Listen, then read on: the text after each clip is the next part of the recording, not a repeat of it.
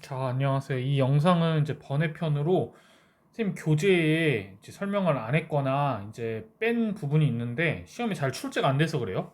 근데 이번에 이제 9월 모의고사에서 한 4, 5년 만에 이제 니부어가 나왔듯이 물론 이제 선생님 생각에는 이제 수능에는 안 나올 것 같은데 이런 것들이 혹시 여러분들이 추가적으로 조금 공부가 필요하다고 생각해서 필요한 친구들은 이 영상을 시청하시면 될 것 같습니다. 다시 한번 얘기하지만 이제 수능에 나올 가능성은 좀 많이 적습니다. 네, 그렇기 때문에 한번 추가적으로 조금 보도록 하는데 자, 12페이지 먼저 볼게요. 좀 앞에서부터 조금 하나 보면 이제 우리 그 서양 사상 이론 이렇게 막 했었죠. 이제 도덕을 설명하는 덕윤리, 의무론, 공리주의 했었고 사실 하나가 더 있어요. 예. 도덕에 대해서 이제 과학적 여기서 과학은 자연과학이에요. 자연과학적 관점에서 설명하는 이제 이런 현대 이론이 있는데 이거는 이제 수능에는 작년 수능에 딱 한 번 나왔는데 근데 그게 뭐 암기가 풀 수 있는 게 아니라 그냥 토론 비문학식으로 나왔기 때문에 그냥 뺐었거든요. 자, 그래서 이거를 조금 잠깐 설명해 보도록 하겠습니다. 자, 현대 사회에서는 뇌 과학의 발달로 인해 가지고 여러분들 그 뇌 신경, 뉴로 사이언스라고 하죠. 신경과학적 관점을 가지고 그 도덕을 설명합니다. 즉 칸트나 뭐 이제 공리주의나 혹은 뭐 기독교에서 말하는 것처럼 뭐 이렇게 추상적인 그 문과 감성으로 도덕, 옳고 그름을 설명하는 게 아니라 바로 자연과학, 특히 뇌과학의 관점에서 이제 이거 설명을 합니다. 그래서 기존의 철학에서는 형이상학 기반으로 해가지고 형이상학 선생님이 옛날에 한번 그 설명했었죠. 형체가 있는 것들의 상, 위, 눈에 안 보이는 것, 그러니까 검증할 수 없는 거죠. 이런 거를 기반으로 해가지고 인간이 옳다, 그르다 판단하는 거에 있어서 옳고 그름의 판단에 있어서 어떤 사상가들은 이성, 어떤 사상가들은 쾌락과 고통이라는 감정 이런 거에 근거해서 이제 설명을 했습니다. 근데 어쨌든 이성이든 감정이든 이게 과학적으로 설명할 수 있는 건 아니고 실증적으로 설명할 수 있는 건 아니죠. 그래서 신규 이제 과학적 관점에서는 실제 증거, 실증적인 연구를 기반으로 해가지고 이제 도덕에 대해서 이제 설명을 합니다.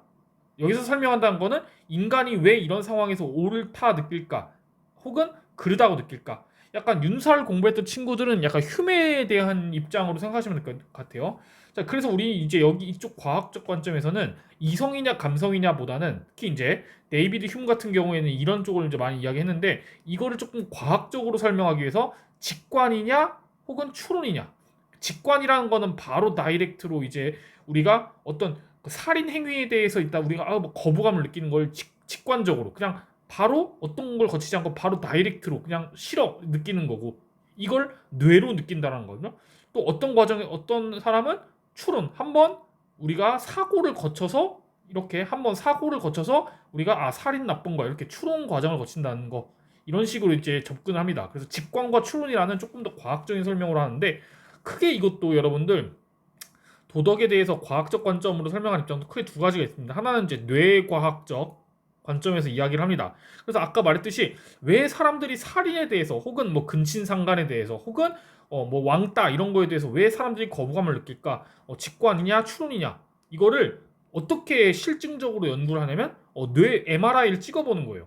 어, 비도덕적이다라는 걸 봤을 때 사람들의 뇌가 어떻게 뇌 어떤 부분이 어떻게 반응하는지 이런 거에 대해서 이걸로 가지고 설명을 합니다. 그래서 옳고 그름은 직관에 의존한다 혹은 추론에 의존한다.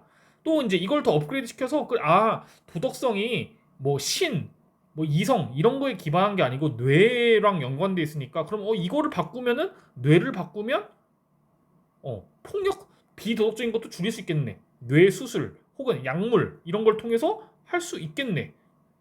도덕과 관련된 특정 뇌 부위를 바꾸면 되겠네. 이런 식으로 이야기를 하기도 합니다. 물론 이거에 대해서 진짜 도덕적이냐 아니냐 이게 이제 작년 수능에 이제 출제된 내용이었죠.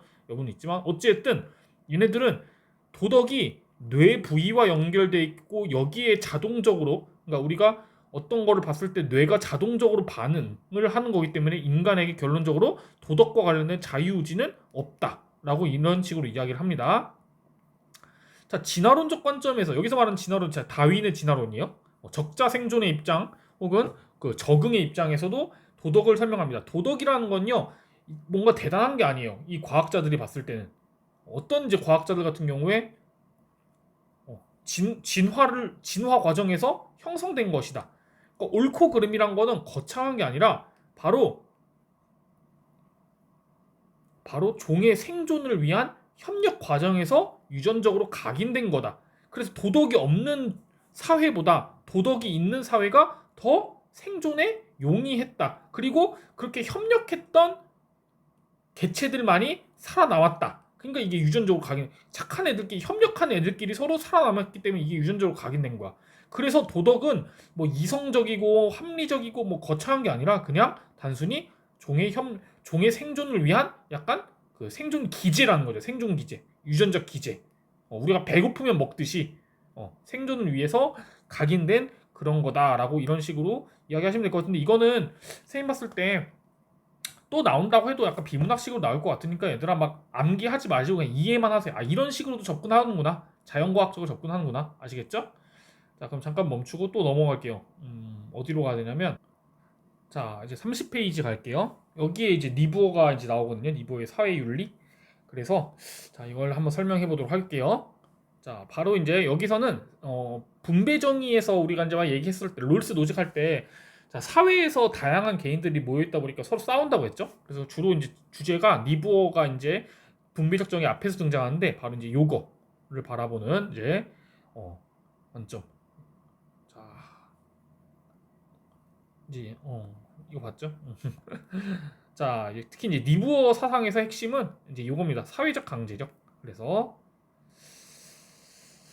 자 니부어를 이해하기 위해서 일단 첫 번째로 니부어는 그 철학자이보다는 약간 그 사회학적인 관점에서 약간 주장하는 약간 기독교 목사예요.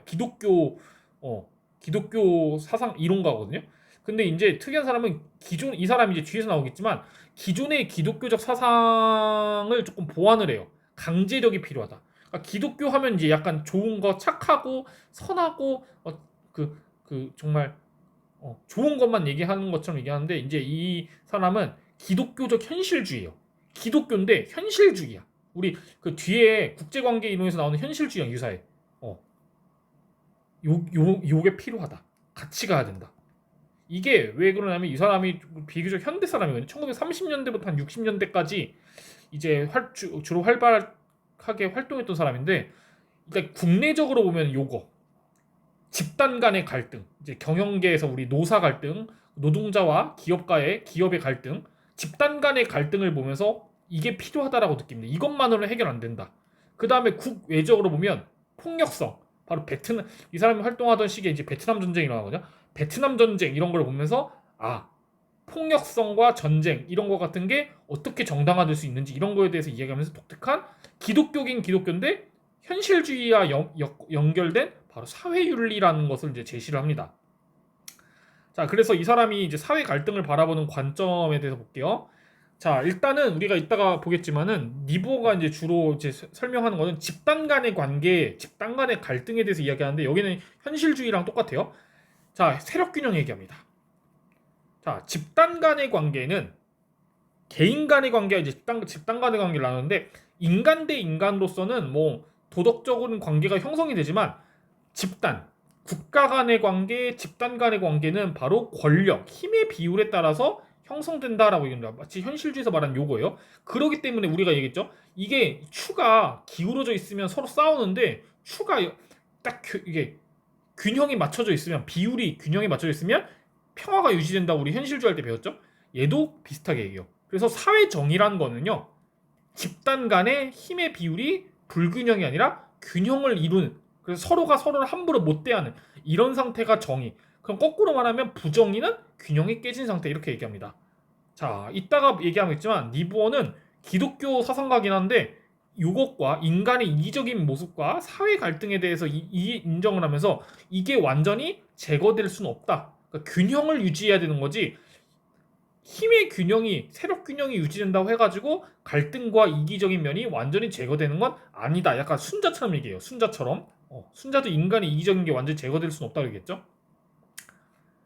자, 그러면 니부어가 바라보는 여기서 이제 또 이제 사회학 얘기가 나오거든요. 개인과 집단의 특성을 봅시다. 자, 기독교적 관점에서 니부어는 기독교적 사회학 관점에서 개인은요 착한 면도 있지만 악한 면도 이기적인 면도 갖고 있어요. 그러니까 기독교랑 똑같죠. 선하지만 약간 자유의지에 의해서 이기적 나쁜 짓도 할 수 있다. 동시에 갖췄어요. 자, 그리고 이런 개인들이 모여서 집단을 형성하게 됩니다. 국가도 여기에 포함됩니다. 자, 근데 공리주의 같은 경우에는 개인의 합이 집단이다 이렇게 해가지고 사회 명목론 관점에서 이야기하는데 니본은 조금 달라요. 집단과 국가는 개인과 개인의 합을 넘어서는 뭔가 다른 면모가 있다. 사회 실제론의 관점에서 얘기합니다. 집단은 개인의 합과는 조금 다른 뭔가 다르다. 이해가죠? 자, 이 관점에서 니부어가 이야기합니다. 집단은 개인이 모여서 집단이 되면 이게 약해진다. 알겠죠? 이성적 판단이 약하기 때문에 도덕성도 개인에 비해서 높은 게 아니라 낮다라고 얘기합니다. 이 관점에서 니부어는 개인과 집단은 다르기 때문에 집단을 구성하는 개인들이 심지어 모두 도덕적일지라도 얘네들이 모여서 집단이 되면 이게 쉽게 발생한다라고 얘기합니다. 즉 다시 말해서 3학년 1반을 구성하는 학생들 한 명 한 명이 모두 도덕적이더라도 얘네들이 뭉쳐서 3학년 1반이라는 집단 형성하면 그 3학년 1반은 이기적으로 변할 가능성이 크다라는 겁니다. 체육대회 할 때, 뭐 할 때, 한 명 한 명은 착한데 애들이 뭉쳐가지고 막 체육대회 할 때 운동 경기하면 애들이 막 비도덕적으로 행동하기 쉽다라는 거죠. 그래서 니부어는 이렇게 얘기합니다. 개인이 집단에 영향을 좋은 영향이든 나쁜 영향이든 끼치기는 어렵지만 집단은 개인에게 영향을 미치기가 쉽다. 우리가 이제 주로 나쁜 영향만 이야기하지만 좋은 영향을 미칠 수도 있어요. 그러니까 니부어는 사회 정의를 통해서 집단이 개인에게 좋은 영향을 끼치도록 노력해야겠지만 어쨌든 이게 더 쉽다라는 거죠. 알겠죠? 네. 자, 그래서 니부어가 이야기합니다. 특히 베트남 전쟁 같은 걸 보면서 개인의 충성심이라고 하는 도덕적인 요소가 이게 국가적 차원에서는 이런 악한 면모로 드러난다라고 역설이 발생한다. 모순이 발생한다라고 이야기합니다. 여기 나와있지만 개인적으로 도덕적인 사람도 사회 내에 어느 집단에 속하면 집단에 맹목적으로 충성하기 쉽다. 집단에 대한 맹목적 충성은 이타는 좋은 쪽으로도 나타나기도 하지만 요것으로도 나타나기도 합니다. 이건 이제 그 당시에 베트남 전쟁 비판하면서 한 거예요. 미국 베트남 전쟁에 참전한 그 미국인들 한 명 한 명으로 보면 그래도 착한데 얘들이 국가적 차원에서는 막 전쟁 범죄, 학살 혹은 막 그런 비도덕적인 면 이런 것으로 나타난다는 거죠. 그래서 집단 그 국가에 대한 개인의 헌신이 지닌 맹목적 성격이야말로 도덕적 제한을 받지 않고 무한대로 집단의 권력을 형사하는 토대가 된다. 개인적 차원에서랑 집단적 차원에서는 달라진다라는 겁니다. 아시겠죠? 자, 이러한 이제 문제가 발생해요. 그래서 집단적 차원에서는 이런 문제가 발생하는데 니부어는 이러한 문제를 해결하기 위해서 이것만 사용해서는 안 된다고 얘기해요. 이거랑 같이 써야 돼요. 이 점에서 개인윤리 관점에 대해서 비판을 합니다. 자, 같은 기독교 목사들, 사상가들을 이제 비판을 해요. 개인윤리를 주장한 사람은 따로 없습니다. 여러분들 개인윤리를 주장한 사람은 따로 없고요. 그 당시에 이제 니부어가 봤을 때 자기랑 조금 이제 대비되는 성향을 지닌 기독교 목사들, 도덕주의자라고 부르거든요. 이제 그 리버는 도덕주의자들 이 사람들을 이제 비판합니다. 이 사람들은 뭐라고 얘기냐면 그냥 일반적인 기독교스럽게 개인적 차원이든 집단적 차원이든 사람들끼리 싸우면 국가들끼리 싸우면 착한 방법으로 도덕적인 방법으로 해결 가능하다라고 이야기를 합니다. 여기 대표 나오죠. 선의지 칸트랑 똑같은 말을 씁니다. 선의지 도덕적 이런 거 양보와 타협 이성적이고 합리적인 토론 이런 걸 통해서 너네 해결할 수 있어. 근데 니부어는 요것 때문에 안 돼요. 야 이게 개인적인 면모로는 되지만 국가적인 차원에서는 집단적 차원에서 이게 안 된다. 그래서 개인적인 차원에서 괜찮은데 집단적 차원에서의 갈등은 바로 요것을 병행해야 된다. 같이 써야 된다. 그러니까 즉 요것과 요것을 같이 써야 된다라고 얘기합니다. 자, 사회적 강제력은 대표적으로 여러분들 대표적으로 국내적 차원에서 보면 법과 제도의 강제력 혹은 처벌, 전쟁 같은 폭력적 수단도 그래서 무슨 말이냐면 처벌이 왜 폭력적 수단이냐면 여러분 경찰이나 군대가 시위를 진압하거나 뭐 계엄령을 내거나 할 때 폭력적 수단 쓰잖아요. 때리거나 강제로 끌고 가거나 연행하거나 막 이런 식으로 쓰잖아요. 이런 거에 대해서 이야기 특히 이따가 이제 이거에 대해서 얘기할게요. 올해 9월 모의고사도 이거 갖고 물어봤었는데 자, 이런 거를 그냥 통틀어서 사회적 강제력이라고 보시면 됩니다. 그리고 요거 표로 보시면 이해합니다. 니부어는 개인 간의 사회 갈등은 이걸로 해결할 수 있지만 집단 간의 갈등은 반드시 이거 둘 다 써야 된다. 알겠죠? 자, 그래서 이런 개인윤리와 사회윤리의 관계에 대해서 이야기를 합니다. 니부어는 마음에 안 들긴 하지만 어쨌든 같이 가야 돼요. 집단 간의 갈등을 해결하기 위해서. 그래서 얘네들의 관계를 조금 어렵게 설명하는데 한번 볼게요. 자, 그래서 이런 사회 개인윤리적 방법, 그래서 아까 말했지만 선의지, 그 다음에 뭐 이성적이고 합리적인 그런 것들 방법과 사회윤리적 방법, 강제력 이 관계는 당연히 이제 좀 그 가치관이 많이 다르죠. 얘네들은 뭐 착한 방법으로 하자, 얘는 야 아니다 이런 것도 강제력, 처벌도 써야 폭력도 쓸 수 있다 이런 식으로 하니까 그 가치관은 다른데 근데 또 이게 조금 애매해요. 원수지간은 아닌 관계다. 그래서 일단 니보는 개인과 집단의 도덕적인 목표가 다르다라는 것을 인정을 합니다. 개인 윤리를 기반으로 하는 개인, 사회 윤리를 기반으로 하는 집단. 그래서 개인 같은 경우에는 기독교적 관점에서 이제 개인의 목표는 도덕적 목표는 사랑이고 집단적 차원에서는 사랑을 실천하기 어렵고 이게 기독교식 관점이 이제 정의인데 자 이렇게 얘기를 합니다. 그러니까 다른고 그래서 이것을 추구하려면은 사실 착한 방법을 쓰는 게 맞고 이것을 추구하려면 조금 강제력을 쓰는 것도 맞는데 그래서 쉽게 친해지기 어렵고 조금 쉬운 표현을 쓸게요. 쉽게 친해지기 어렵고 그리고 모순은 이제 서로 의견이 뭐 다른 약간 이런 식으로 할게요. 서로 의견도 다르고 서로 갈등도 야 이렇게 해야 돼 저렇게 해야 돼 이렇게 갈등도 지속적으로 발생해요. 하지만 그 모순 관계가 절대적인 관계는 아니고 조화를 이룰 수도 있다라고 얘기합니다. 모순 관계가 절대적이 않다라는 말은 비유하자면 그 친구 관계끼리 완전 그 이제 얘기도 안 하고 쌩 깐다 약간 그런 관계는 그러니까 친구들끼리 의견 다툼이 있고 싸울 수는 있고 그렇지만은 뭐 완전 쌩까지는 않은 관계 약간 이 정도로만 조금 이해하시면 될 것 같아요. 약간 이런 것처럼 성향 I랑 MBTI랑 E랑 성격도 다르고 그래서 서로 막 야 어디 놀러 갈래 뭐 먹을래 할 때 서로 막 싸우고 막 그러지만은 어쨌든 같이 병행하면서 조화를 이룰 수 있다. 이게 이번에 9월 모의고사에서 출제가 됐었죠. 조화될 가능성도 있고 필요성도 있다. 그러니까 니보가 얘네 둘이 친해지지 말라고 얘기한 게 아니에요. 알겠죠? 자, 어쨌든 그러면 이제 뭐 착한 면에 뭐 개인윤리 착한 방법은 뭐 쉽게 알겠지만 이제 요거에 대해서 조금 볼게요.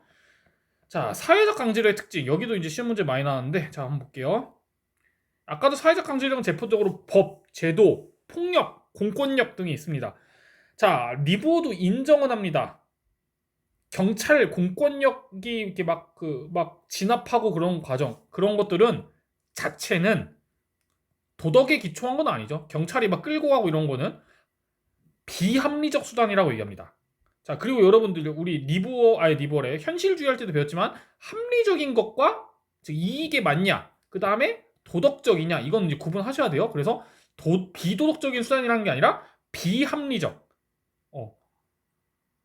비합리적인 수단이라고 이야기를 합니다. 자, 그래서 사회적 강제력 이퀄 비합리적인 수단이에요. 목적 달성을 위한 비합리적 수단이에요. 그래서 뭐 예를 들어서 경찰이 뭐 그러니까 말로 사람 데려가도 되는데 막 그 강제적으로 막 잡아서 막 질질질 끌고 가는 거 비합리적이다 그치?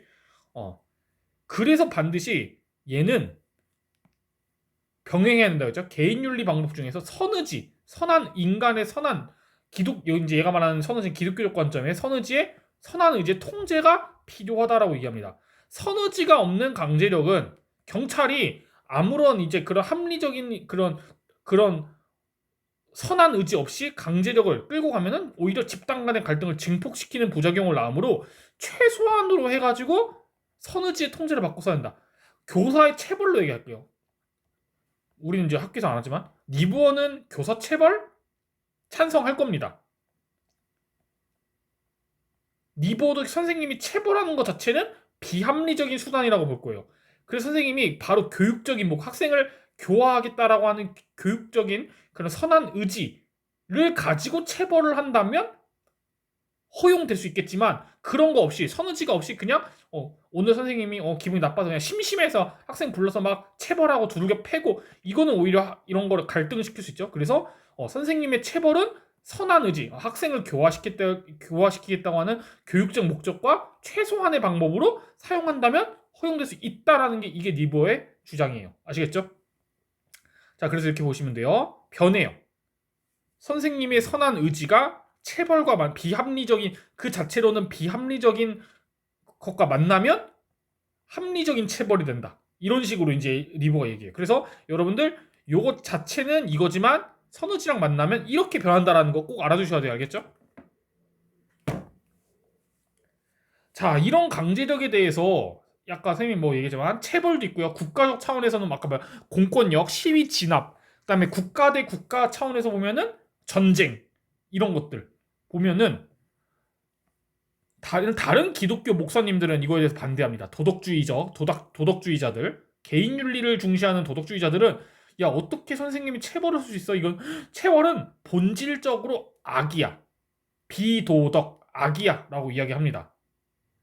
자, 근데 니부어는 반대예요. 니부어는 이번에 이제 9월 모의고 나거든요. 강제력은 단순히 목적 달성을 위한 수단이며 그 자체로는 선도 악도 아니다. 그래서 선생님이 비합리적이라고 했죠. 비도덕적인 수단이 아니라 이거는 과학기술에 대한 야스퍼스 입장으로 생각하시면 이해가 쉬워요. 야스퍼스 과학의 가치 중립성 옹호하면서 기술 자체는 수단에 불과하다. 선도 악도 아니다. 이렇게 얘기했죠. 똑같아요. 니버도. 바로 사회의 목적인 사회 정의라는 정당한 목적에 사용되면, 물론 이제 부당한 목적에 사용되면 허용 안 되는 거고 정당한 목적에 사용되면 허용될 수 있다. 이렇게 해서 얘네들의 차이가 생겨나게 되는 겁니다. 다 같은 목사임에도 불구하고. 그래서 정의가 목적이라면 강제력 사용, 그 다음에 국가적 차원에서는 그래서 대표적으로 전쟁도 이야기해요. 베트남 전쟁 같은 이제 그런 전쟁 혹은 공권력 사용도 되고, 그 다음에 집단과 집단 간의 갈등, 아까 선생님이 얘기했죠. 니보의 관점에서 이제 요거 힘센 애와 힘 약한 애끼리 이렇게 막 갈등이, 집단과 집단 간의 갈등, 미국에서 기업 갈등 이런 쪽에서 그러면 힘 약한 애들이 집단적으로 저항하는 폭력적인 시위를 한다든지 이런 식으로 집단적 차원의 저항을 해가지고 힘의 균형을 맞추려고 하는 그런 강제력을 쓰는 것도 가능하다. 그래서 개인적 차원의 그 저항이 아니라 집단적 차원, 그러니까 우리가 개인과 개인 간의 지금 갈등을 얘기하는 게 집단과 집단 간의 갈등이니까. 그리고 아까 말했죠. 폭력적 수단 본질적으로 악이 아니다. 정의라는 목적이 실현되면, 리버가 말한 정의가 뭐야? 선생님 아까 힘의 균형이었죠? 집단 간 힘의 균형 가능하다. 오케이? 폭력 시위, 전쟁, 혹은 공권력, 폭력적 공권력, 대표적으로 군대, 경찰 이런 거 다 된다라는 게 니버의 관점입니다. 아시겠죠? 니버는 선생님이 조금 그래서 문제를 풀어볼게. 여기 있는 거. 시간도 조금 있으니까. 자, 그래서 이거 이제 볼게요. 다음 서양 사상가가 긍정의 대답을 할 질문으로 오른 건 집단과 집단 사이의 관계는, 자, 이제 힌트가 있죠. 자, 현실주의 느낌 평화 문제가 아닌데 현실주의 느낌 나면은 이제 니부어 직진하시면 됩니다. 집단과 집단 사이의 관계 정치적이다. 윤리적인 정치라는 거는 이제 우리가 권력 대 권력, 힘 대 힘, 약간 이런 거죠. 그래서 집단적 이기주의 얘기도 나오고요. 갈등은 인류 역사에서 아예 제거할 수 없다. 이런 식으로 얘기 나오죠. 이제 니부어입니다. 자, 개인 윤리적인 이타성, 사랑, 기독교에서 말하는 사랑이에요. 아가페적인 사랑. 사회 윤리적 정의, 요것과 요거, 얘네들 둘의 목표네요. 개인 윤리, 개인의 목표와 사회의 목표는 항상 상호 배타적인가. 항상 맨날 싸우고 항상 쌩까고, 약간 이 선생님 말이야. 모순이 모순이 절대적이냐, 항상 상호 배타적이냐, 이제 이런 건 아니라는 거죠. 조화를 이룰 수 있어요. 이거 바로 1번. 긍정 찾는 거구나. 틀렸고. 2번. 개인들의 자발적 타협이, 딱 봐도 자발적 타협은 되게 이성적이고 되게 합리적이고 되게 도덕적인 방법이죠. 사회 정의를 실현하는 유일한 방법인가? 아니죠. 다른 요것과 함께 강제력도 함께 써야 되니까 유일한 방법 아니죠. 3번 개인의 도덕적 선의지. 딱 이제 이거 나오죠. 선의지 나오면 바로 개인윤리죠. 개윤이라고 할게요. 함양은 물론 해야죠. 사회 정의 실현의 충분 조건이야. 자, 충분 조건이란 거는 사회 정의 실현을 위해서 요것만 있으면 충분하냐? 요것만 있으면 되냐? 아니죠. 리브어는 요거 필요하지만 다른 것도 필요해. 선의지 플러스 강제력 같이 써야지 사회 정의를 할 수 있어. 그러니까 요게 필요하긴 하지만 충분한 건 아니야. 해서 필요 조건이에요. 그래서 이게 있어야만 하는 거는 맞는데 이것만 있다고 그래서 필요 조건과 충분 조건은 문장으로 구성하면 만으로 할 수 있죠. 논리학에서 선의지가 있어야만 사회적인 실현이 되는 거 맞지만 이번에 너네 9월 모의고사 베카리아 그 형벌 문제수도 이거 필요 조건으로 물어봤었죠. 선의지만 있다고 이거는 충분 조건이에요. 알겠죠? 이거 있다고 되는 건 아니야. 알겠지? 그래서 틀렸어. 필요 조건. 자, 4번 개인 간 갈등은 자, 개인이야. 주어 잘 봐야 돼. 집단이 아니야. 개인이야. 도덕적이고 합리적인 방법으로 조정될 수 있는가? 맞죠. 이거 인정하죠. 여기 있잖아. 그치? 그치? 도덕적이고 합리적일 수 있죠. 그쵸? 자, 5번 개인의 합리적 도덕성은 개인이 속한 집단의 도덕성보다 열등한가? 아니죠. 개인의 도덕성이 집단의 도덕성보다 높지. 그 선생님 맞아? 집단이 약하다고? 그래서 더 높아요. 알겠죠? 그래서 4번. 자, 그 다음에 2번 볼게요. 자, 개인은 다인이 자신의 이익인 다인 사람, 기독교식 관점에서 봤을 때 기독교적 인간은 착한 면, 이타적인 면도 있어요. 자, 근데 이제 집단 이기주의 나오면 이제 됩니다. 자, 집단 간의 관계에서는 갑자기 이기적으로 변한대. 3학년 1반으로 됐더니 애들이 막 일반의 이익을 위해서 애들이 한대. 그래서 인간은 개인적으로는 도덕적이지만 집단적으로는 비도덕적인 특성. 이거 리브어죠. 그쵸? 집단 이기주의, 약간 집단 갈등 얘기하면은 이제 리브어. 게다가 현실주의 느끼나면 자, 주어 잘 봐야죠. 집단 간 힘의 차이. 정치적 방법으로 조정해서는 안 된다가 아니라 해야죠. 정치적 방법으로. 도덕적 방법이 아닌 정치적 방법 뭐겠죠? 힘, 권력, 투쟁 뭐 이런 거 있죠. 정치적인 방법. 현실주의죠. 현실주의 생각하면 돼요. 자, 집단과는 이렇게 해가지고 균형 맞출 수 있죠. 자, 개인과 2번 갈게. 개인과 사회의 최고의 도덕적 이상간 다르긴 하죠. 도덕적 이상이 개인은 기독교식 사랑 아가페, 사회는 정의 저스티스, 모순 절대적인 모순이 절대적이다. 이 말은 얘네들의 관계가 쌩깐 관계냐? 그건 아니다라는 거죠. 자, 3번 집단 규모가 커질수록 자 그러면 비례관 약간 이런 거 나오면 선생님도 화살표 집단이 커지면 충동을 제어하는 이성의 큼이 같이 비례해서 커지냐? 아니죠. 집단이 커질수록 그래서 학급, 학교, 국가 이런 식으로 그 사람의 구성원들 수가 많아질수록 그 집단 규모가 커질수록 이성이 약해지겠죠? 그렇죠? 반비례 관계죠. 커지는 게 아니고 약해지니까 틀렸고요.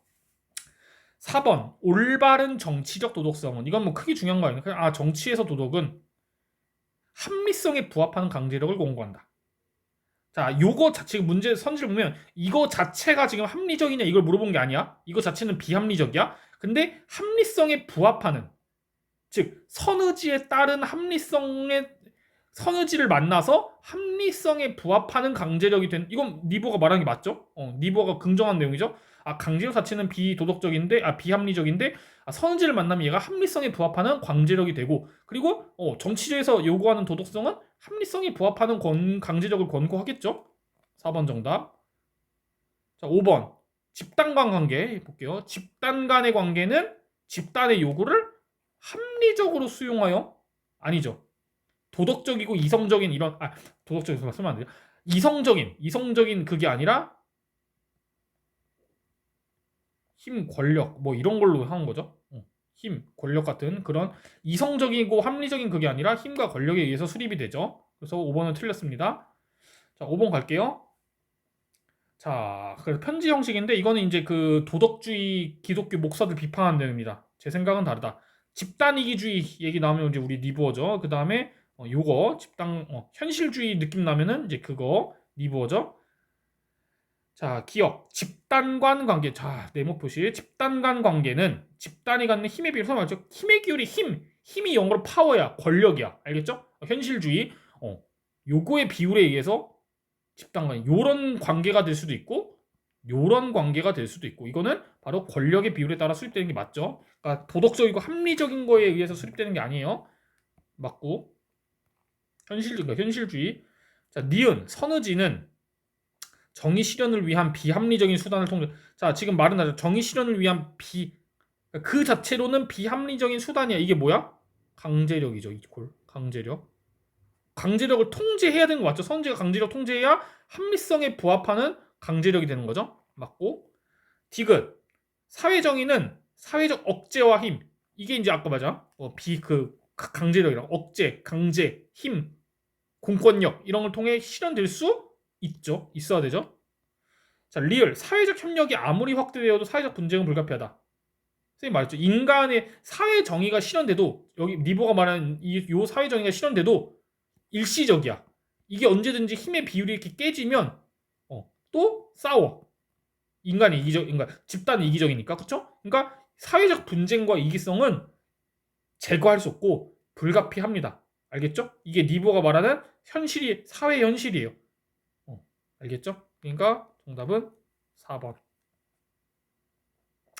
자, 이 정도로 보고 자 가시면 될 것 같아요. 리버가 어렵긴 한데 나올라나 모르겠네요. 예, 수능 때 일단 시간 여유 되시면 조금 보시고 자, 그 다음에 분배정의로 가셔서 분배정의에서도 우리 안 한 사람 있거든요. 롤스 노직했고 세 번째 사람 마이크로 발자 이 사람 보도록 할게요. 복합평등. 잠깐만 선생님 물 좀 마시고. 자, 마이크로 발자는 통합사회 때 했었고요. 그 다음에 학평에선 이 사람 나온 적 있어요. 분배정의에서 막 롤스 노직이랑 같이 엮어가지고 냈었고. 근데 모의평가 수능에서는 한 번도 나온 적이 윤사 말고 생윤에서는 한 번도 나온 적이 없습니다. 아직까지도 한 번도. 예. 그래서 자 보도록 할 건데 일단 이 사람은 크게 두 가지를 알아둬야 돼요. 일단은 첫 번째 이 사람은 롤스의 그 정의 원칙, 특히 그 가상적 상황인 원초적 입장을 비판하고요. 둘째는 이 사람은 더귤리랑 비슷해요. 공동체주의. 좀 이게 두 가지만 좀 생각을 할게요. 자, 일단은 첫 번째는 이거 더귤리랑 마찬가지로 이제 공동체의 역사, 문화 이런 거 맥락, 상황 이런 걸 되게 고려해요. 정의, 분배 정의 있어가지고. 자, 우리 이제 사회를 보면 이거 갖고 싸웁니다. 그 의사는 한정되어 있는데 치료를 못 받아서 우리가 막 사람이 죽고 다치고 하니까 이거 갖고 싸우고요. 대입제도 공정성 됐고 싸워요. 그리고 누가 대통령이 될 거냐 이거 갖고 국회의원 될 거냐 이거 갖고 싸우고요. 우리가 싸운다라는 게 그 의견이 갈리고요. 어떤 제도를 거쳐서 누가 장관에 임명돼야 되고 누가 공무원이 돼야 이런 거 갖고도 우리가 기준을 갖고 싸웁니다. 즉 이런 약간 형 이상학적인 그런 1 더하기 1은 2다 이거 갖고 우리가 싸우진 않죠. 갈등 벌어지진 않잖아요. 그쵸? 이런 약간 그 진위 판별이나 그런 게 아니라 도덕적 관점에서 이제 사회 사람들 간의 이제 협력과 갈등이 대상이 되는 영역을 이제 그 마이크로 발전은 이제 사회적 가치다. 그러니까 우리가 수학적이나 과학적으로 사람들이 영은 100도씨에 끓는다.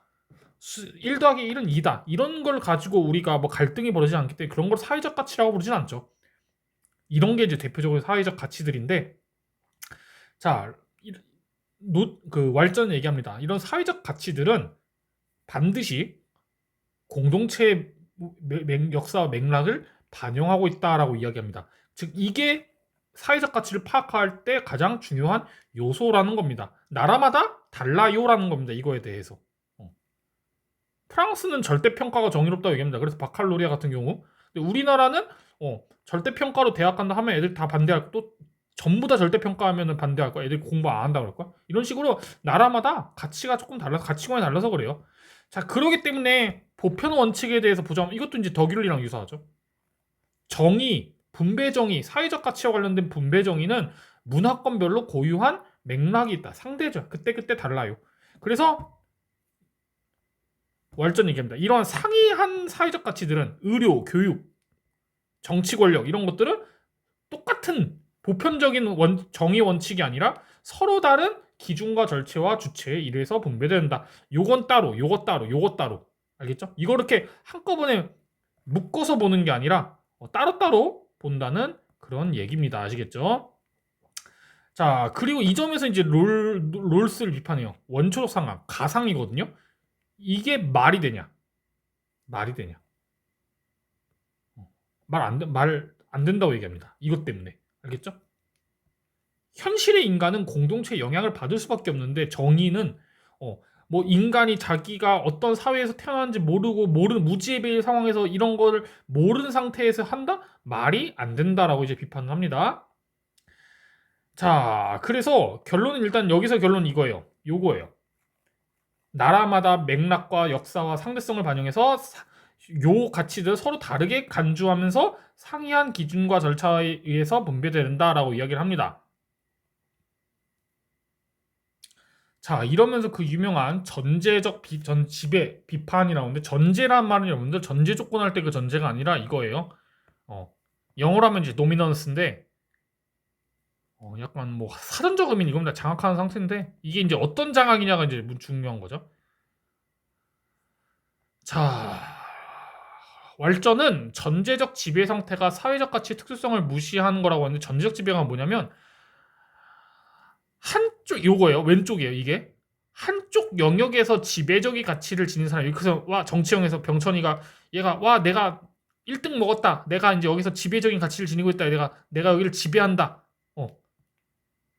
하는 애가 여기 안에서만 이 포도송이 작은 포도송이 안에서만 놀면 되는데 이거를 활용해서 야 내가 그 위대한 정치인이야. 그러니까 우리 딸 서울대 합격시켜줘. 여기 영역을 침범하고 또 야 나 뭐냐 정치인 국회의원이니까 나 먼저 빨리 그 병원 응급실 치료해줘. 이런 식으로 다른 포도송이들을 이렇게 침범하는 것을 전제적 지배라고 이거 그 왈전은 이게 바로 사회부정이라고 얘기합니다. 이해가시죠? 그래서 요게 이 말이에요. 알겠죠?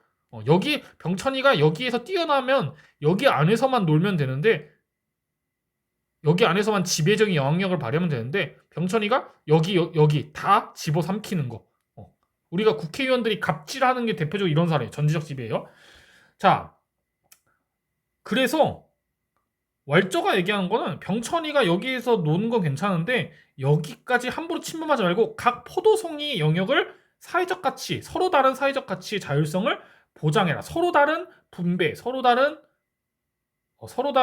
그 분배 절차, 기준 이런 것들을 보장해라. 그래서 각 포도송이들이 서로 이렇게 경계선을 유지하는 상태. 이게 바로 복합적인 평등, 컴플렉스 이퀄리티라고 하는 이런 복합 평등이 그게 정의로운 사회다라고 얘기합니다. 그래서 노직이랑 롤스랑 조금 결이 다르죠. 정의의 원칙 얘기하지도 않고요. 네. 그리고 시험 문제에서 보면은 뭐 이것마다 아마 다 이것마다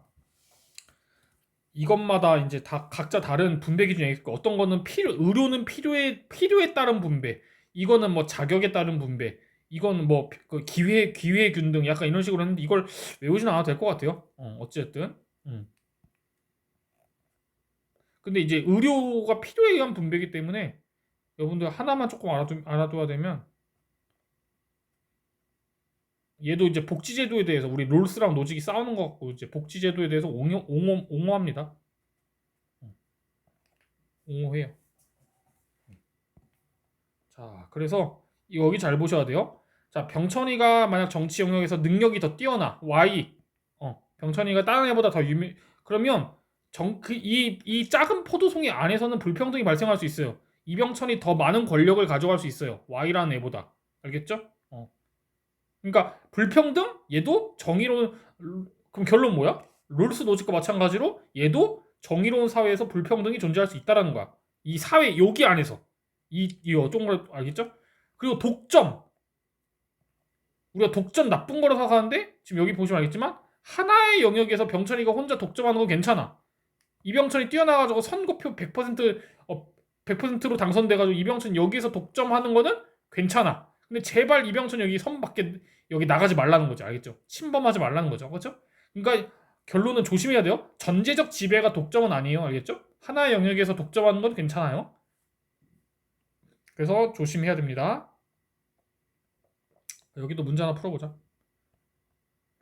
자, 그래서 여기 나오지만 전제 여기죠. 전제 여기 보면 복합평등 이거 보고 이제 우리가 왈저임을 알 수 있죠.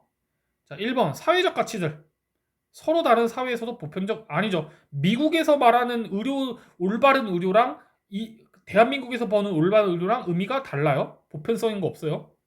2번 모든 사회적 가치들은 필요의 원칙에 의해서 분배된다.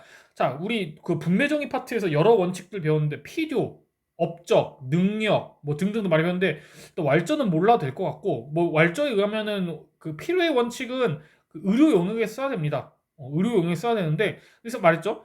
의료 영역에서는 필요한 만큼 그래 야 그 뭐냐 아파서 몸이 아파서 억울하면 안 되니까 이거는 필요한 만큼 가난한 사람 부자 다 필요한 만큼 하자 하는데 이게 사실 여기에는 적용 안 되거든요. 그러니까 여기는 요거의 기준, 얘는 요거의 기준, 얘는 요거의 기준 이런 식으로 기준이 다 달라요. 필요, 기회균등, 뭐 자격, 능력 뭐 이런 식으로. 근데 그걸 달달달 외울 필요는 없을 것 같아요. 그냥 뭐 이런 어떠한 사회적 가치에서 통용되는 그 뭐냐 기준이 다른 데서 통용되냐? 아니다라는 거죠. 그래서 2번 모든 사회적 가치는 필요의 원칙에 의해서 분배된다. 모든이 틀렸다. 그냥 이 정도만 아시면 될 것 같아요. 그러니까 필요의 원칙이 의료, 뭐 기회균등의 교육 이런 식으로 이렇게 달달 외우지는 말고 시험에 뭐 안 나가서 더 크니까 그냥 이것도 기준도 다르다. 포도송이마다 다르다. 자, 3번 사회적 가치는 그 고유한 의미에 의해 제한되지 않고 사용된다. 아니죠. 사회적 가치는 그 나라, 공동체의 특수한 고유하고 특수한 의미의 사용 제한이 될 수 있겠죠. 그렇죠? 4번 복합평등을 실현하기 위해 지배적 가치는 평등하고 있는데 이건 아예 그냥 비문이에요. 지배적 가치를 그러니까 이거 뭐 이게 틀린 게 아니라 지배적 가치 자체에 대해서 반대하기 때문에 이게 틀린 거야. 알겠죠? 5번 어떠한 분배 영역의 가치도 다른 분배 영역의 가치로 전환되면 안 된다.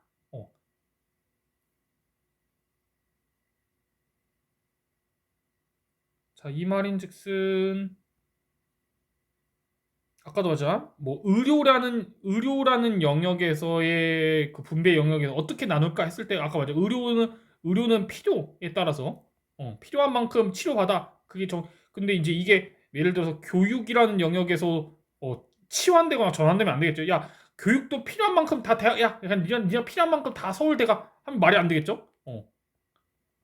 기회는 약간 기회균도 이런 식으로 여기랑 다르죠. 전환되면 안 되겠죠. 알겠죠? 각 영역을 존중해야겠죠. 그러니까 5번이 이제 정답입니다. 아시겠죠? 자, 그 다음에 맞다. 공리주의 하나 설명 안 하는 게 있었네. 선생님이 규칙 공리주의도 설명해야 되니까 일단은 넘어가자. 자, 66페이지 가봐. 예술 쪽에서도 선생님 설명 안 했어. 발터 벤야민. 자, 모의평가에는 2번 나왔습니다. 그러니까 오히려 이 사람이 나올 가능성이 더 크겠죠. 수능에서 좀 보수적으로 낸 수능에선. 자, 여기 아도르노 나온 다음에 나오는데요. 우리 이제 잠깐 복습하자면 아도르노는 그 대중문화가 문화산업으로 변질돼서 돈미세겠죠. 돈미세 지배계급 이데올로기 그 뭐냐 가스라이팅 그 다음에 그 인간의 비판적 의식 감소시킨다라고 되게 대중문화 안 좋게 얘기했죠. 근데 이 사람은요 조금 중립적으로 이야기합니다. 이 사람이 이제 그 뭐냐 아도르노 제자야. 그래서 아도르노 스승은 조금 되게 안 좋게 얘기하는데 벤야민은 좋은 점도 있고 나쁜 점도 있다. 약간 중립적으로 얘기하고 사실 얘는 대중문화가 좋다 나쁘다를 떠나서 대중문화가 기존의 예술을 어떻게 약간 문화의 그 예술의 본질을 어떻게 바꿔놨냐 이거에 조금 더 관심이 많아요. 그래서 한번 보도록 할게요. 자, 뭐 내용 안 말. 자, 이따가 선생님 보면 알겠지만 아도르노는 대중문화가 좋다 나쁘다보다는 그 아도르노가 얘기했던 것처럼 그 대중문화 기존의 미술 음악과 다르게 이제 영화 사진 녹음 이런 기술의 과학 기술의 발전으로 인해서 생겨난 새로운 예술이 새로운 문화가 여기에 어떤 영향을 미쳤냐 이거에 조금 더 관심을 가졌어요. 특히나 가장 큰 봤을 때 이제 벤야민 봤을 때 가장 큰 특징은 이제 원작을 복제할 수가 있게 됐어요.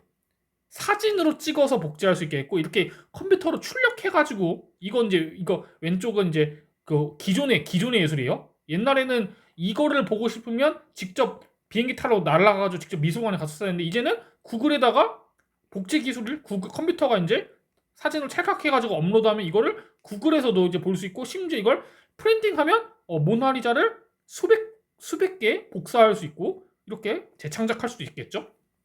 이해 가시죠?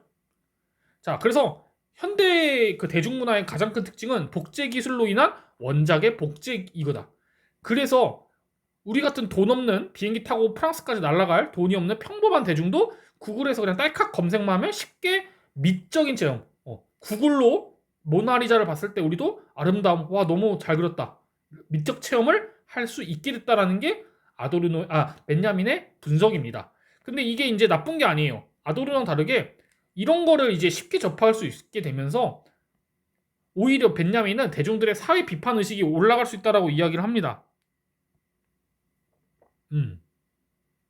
아도르나 조금 근데 이유는 설명 안 할게요. 크게 중요하진 않은 것 같아서 오히려 이제 얘는 이게 가능하다고 했고 그 다음에 우리 같은 평범한 사람들도 이제 예술을 이렇게 인터넷이나 영화로 예술을 접할 가능성이 높아지니까 예술에 대해서 뭐 사회 비판뿐만 아니라 예술에 대한 비평.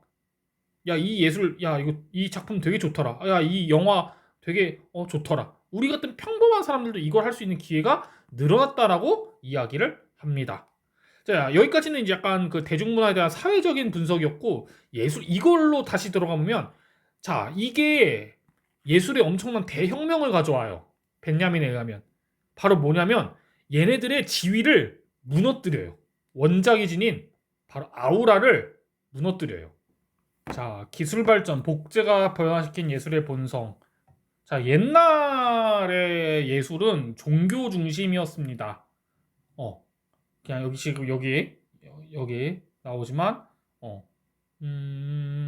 제의 의식에 바탕을 둔 약간 제의는 제사 의식의 줄임말이죠. 이런 약간 종교적인 성스러움, 그러니까 종교 중심이라기보다는 약간 성스러움, 약간 이런 거를 추구하는 음악, 미술 이런 것에서 그냥 이런 종교적인 성스러움 이런 의미를 제거하고 그냥 많은 사람들에게 이렇게 보여주기 위한 전시 기능으로 전시 기능 중심으로 전시는 이제 영어로 디스플레이죠.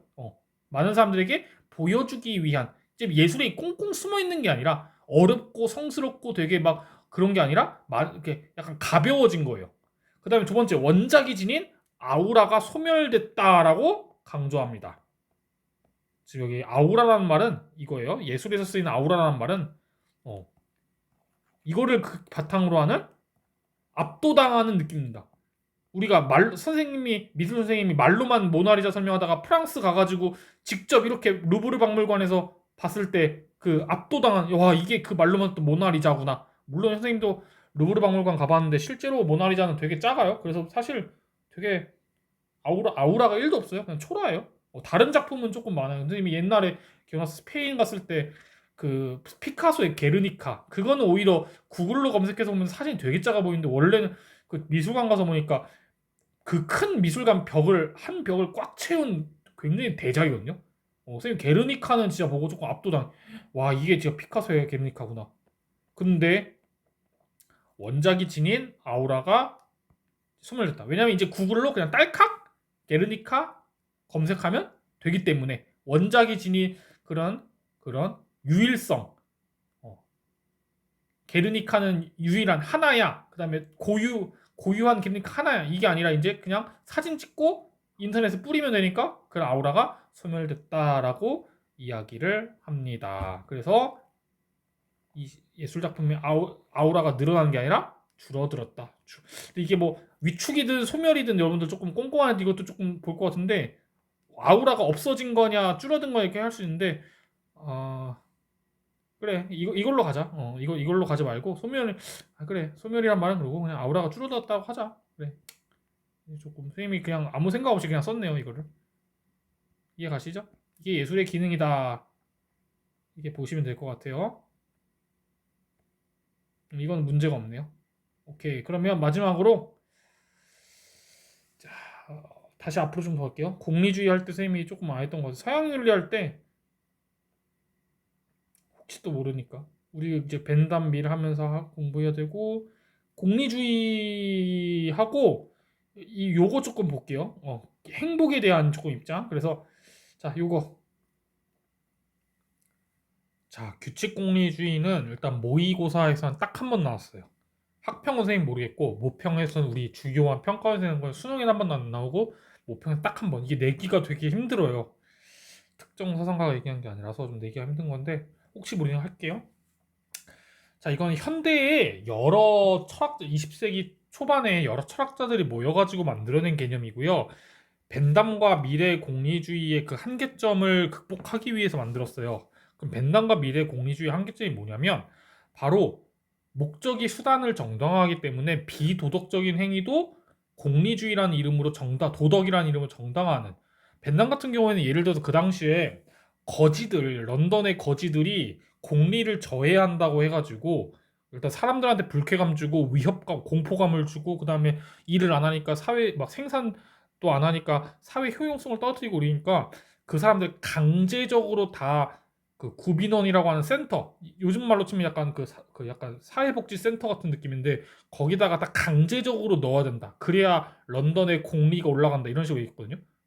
우리가 봤을 때는 강제적으로 이렇게 끌고 가는 게 비도덕적이라고 얘기를 하지만 공리주의 입장에서는 그게 정당하다고 이 사회 이익에 도움이 되면 정당하다고 하잖아요.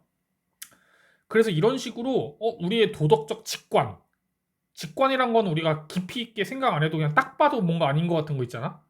우리가 여러분들 뭐 근친상간이라는 그런 게 뭐 논리적으로 뭐 합리적으로 추론해야 막 그런 거에 대해서 거부감 느끼고 싫다 이게 아니라 그냥 막 근친상 막 그런 거 뭐야 막 싫어 막 이렇게 직관적으로 그게 직관이에요. 바로 그냥 느낌이 오는 거.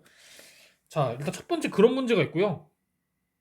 1번 그 벤담과 미래 공리주의는 도덕적 직관에 어긋나는 행위를 정당화하는.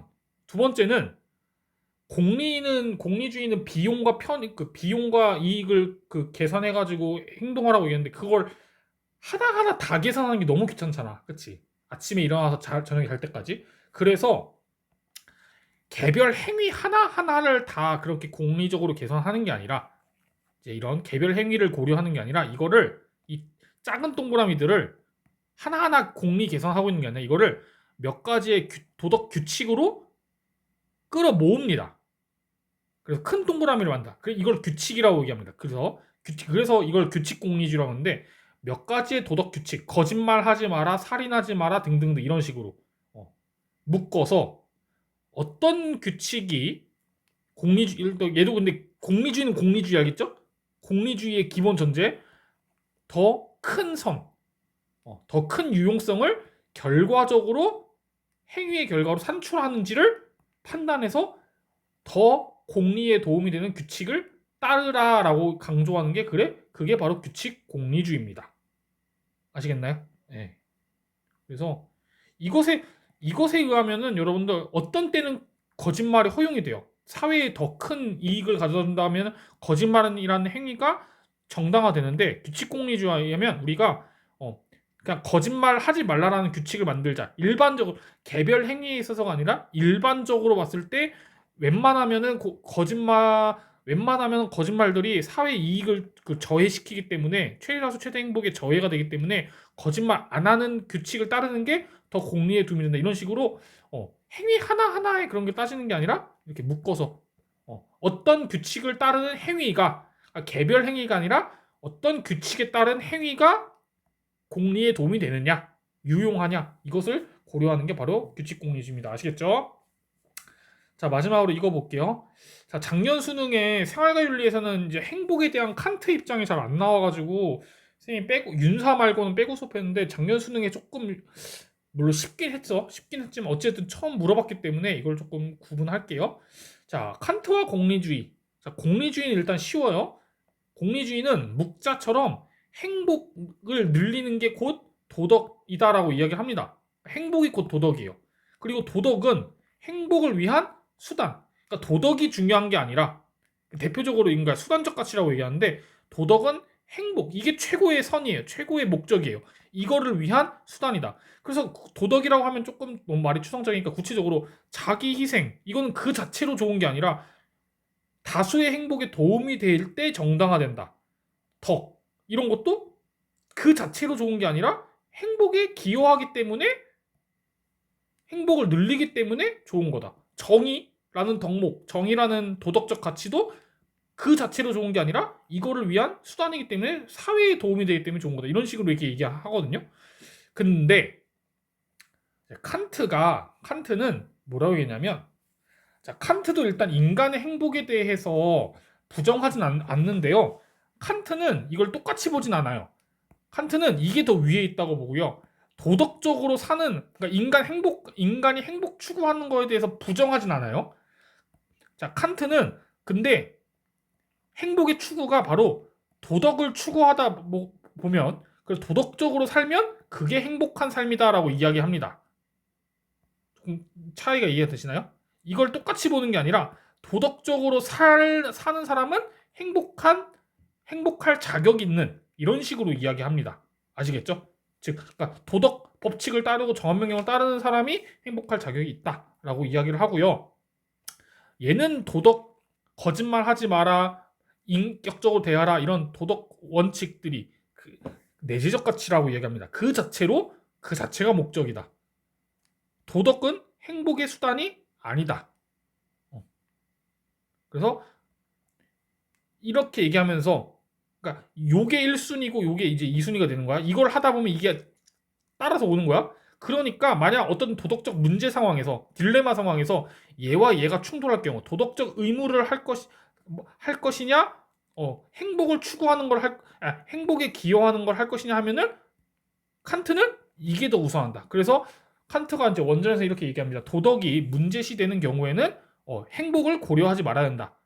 이거를 고려하지 말고 이거를 따라야 된다. 이걸 따르면 자연스럽게 행복이 온다. 이런 식으로 이제 이야기를 하는 거예요. 알겠죠? 자, 그래서 결론적으로 칸트도 인간이 행복을 추구하는 것 자체는 허용은 하지만 도덕적 딜레마 상황에서는 이것을 우선시해야 된다라고 이야기를 하는 거예요. 알겠죠? 자, 이 관점에서 칸트는 의무의 개념을 활용해가지고 이야기합니다. 이제 이건 거의 윤사에서 나오는데, 자, 칸트는 타인의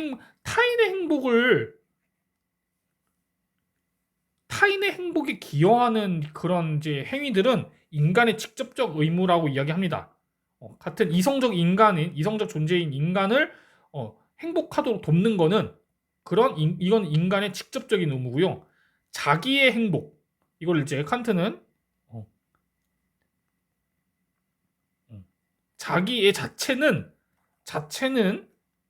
도덕의 원리는 될 수 없지만 자기가 도덕적인 행복을 통해 가지고 도덕적인 행위를 통해 가지고 자기가 행복해진다면 이거는 인간의 직접적 의무에서 파생되는 간접적 의무가 될 수 있다라고 이야기합니다. 이해 가시나요? 그래서 즉 다시 말해서 요거를 위해서 이걸 하는 건 아니지만 이거를 하는 과정에서 여기에서 화살표에서 간접적으로 도출되는, 그래서 간접적인 의무라고 칸트는 이야기합니다. 그래서 만약 정 이해가 안 되면 그냥 외우셔도 될 것 같아요. 어떻게 외우냐? 자기 행복 간접, 자기 행복 간접, 타인 행복 직접, 이런 식으로. 그래서 자간직타, 자간타직 해가지고 자간타직, 이게 줄임말로 자기 행복 간접, 타인 행복 직접, 이런 식으로 조금 너무 이게 무슨 말인지 이해가 안 되면 조금 이렇게 암기를 하셔도 될 것 같아요. 네. 자, 오늘 여기까지 해가지고 다 마무리를 해보고, 시험에 나올 가능성은 적지만 혹시 나는 완벽하게 공부하고 싶다 하는 친구들은 조금 보시면 좋을 것 같아요. 여기까지 하겠습니다.